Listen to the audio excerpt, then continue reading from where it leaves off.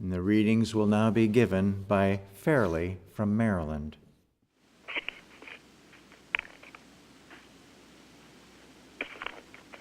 The Holy Bible. James. My brethren, count it all joy when we fall into diverse temptations, knowing this, that the trying of your faith worketh patience. But let patience have her perfect work, that ye may be perfect and entire, wanting nothing.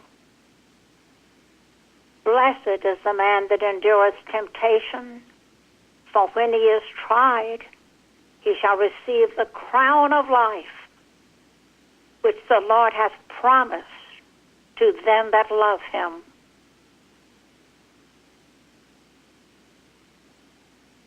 Be patient, therefore, brethren, unto the coming of the Lord.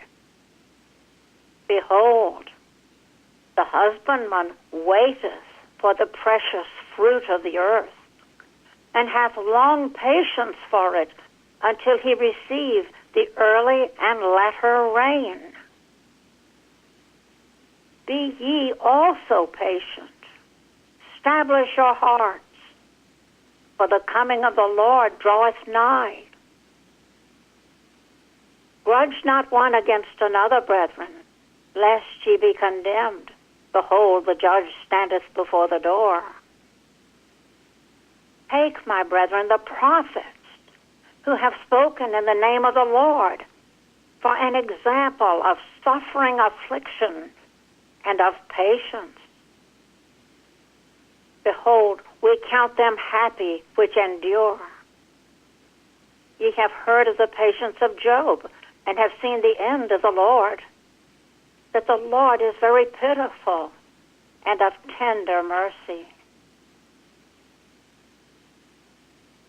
Psalms. I waited patiently for the Lord, and he inclined unto me and heard my cry. He brought me up also out of an horrible pit, out of the miry clay, and set my feet upon a rock, and established my goings. And he hath put a new song in my mouth, even praise unto our God. Many shall see it, and fear, and shall trust in the Lord.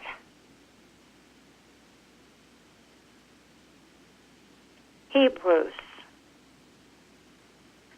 God is not unrighteous to forget your work and labor of love, which ye have showed toward his name, in that ye have ministered to the saints, and do minister.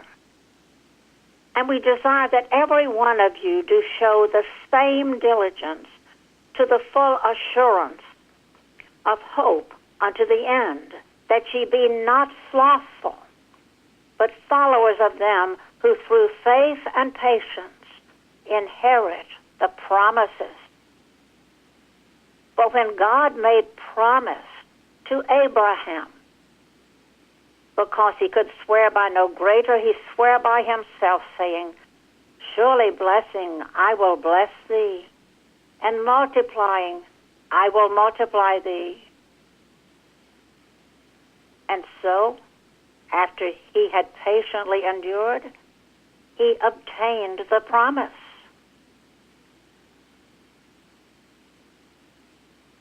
Wherefore, seeing we also are compassed about with so great a cloud of witnesses, let us lay aside every weight and the sin which doth so easily beset us, and let us run with patience the race that is set before us, looking unto Jesus, the author and finisher of our faith, who for the joy that was set before him endured the cross, despising the shame, and is set down at the right hand of the throne of God.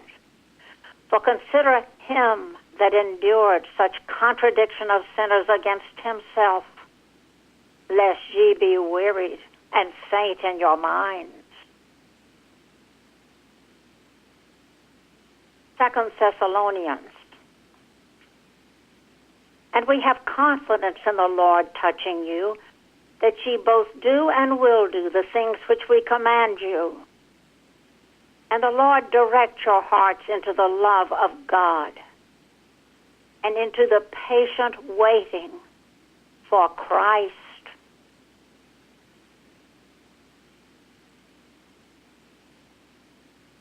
And correlative passages from Science and Health with Key to the Scriptures by Mary Baker Eddy. Love for God and man is the true incentive in both healing and teaching. Love inspires, illumines, designates, and leads the way. Right motives give pinions to thought and strength and freedom to speech and action. Love is the priestess at the altar of truth. Wait patiently for divine love to move upon the waters of mortal mind and form the perfect concept. Patience must have her perfect work.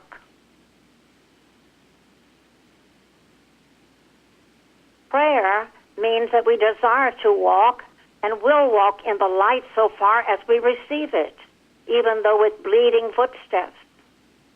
And that waiting patiently on the Lord, we will leave our real desires to be rewarded by Him.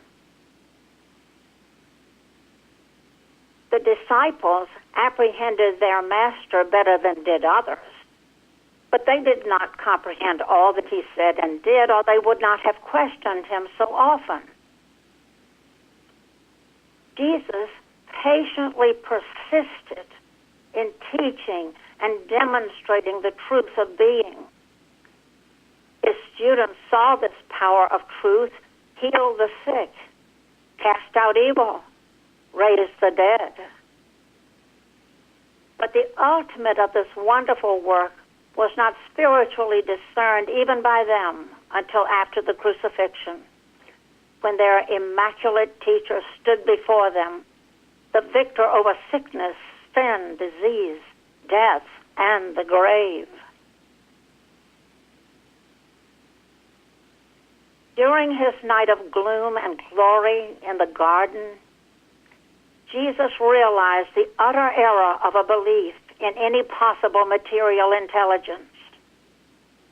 The pangs of neglect and the staves of bigoted ignorance smote him sorely. His students slept. He said unto them, "Could ye not watch with me 1 hour?"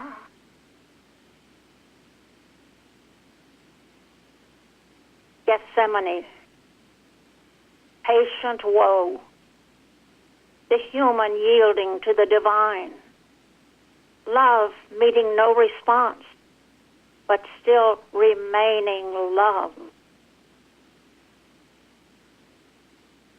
Where were the 70 whom Jesus sent forth? Were all conspirators save 11? Had they forgotten the great exponent of God? Had they so soon lost sight of his mighty works, his toils, privations, sacrifices, his divine patience, sublime courage, and unrequited affection? What we most need is the prayer of fervent desire for growth in grace, expressed in patience, meekness, love, and good deeds. To keep the commandments of our Master and follow his example is our proper debt to him and the only worthy evidence of our gratitude for all that he has done. Outward worship is not of itself sufficient to express loyal and heartfelt gratitude, since he has said, "If ye love me, keep my commandments."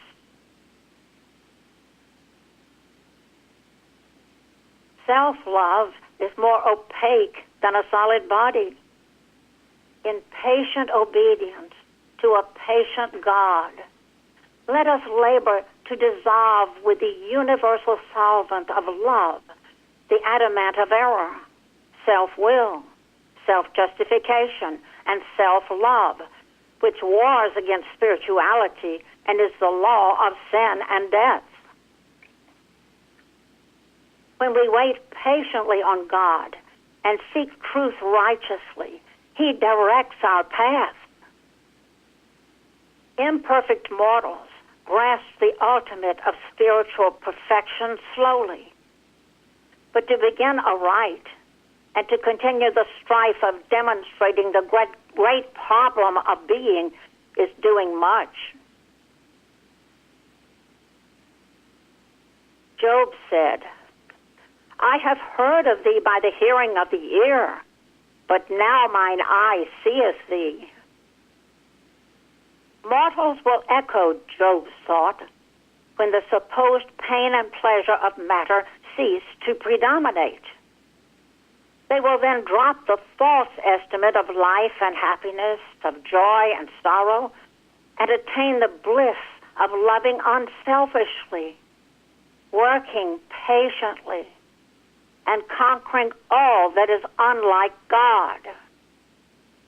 Starting from a higher standpoint, one rises spontaneously, even as light emits light without effort. For where your treasure is, there will your heart be also. The divine being must be reflected by man, else man is not the image and likeness of the patient, tender, and true, the one altogether lovely. But to understand God is the work of eternity and demands absolute consecration of thought, energy, and desire.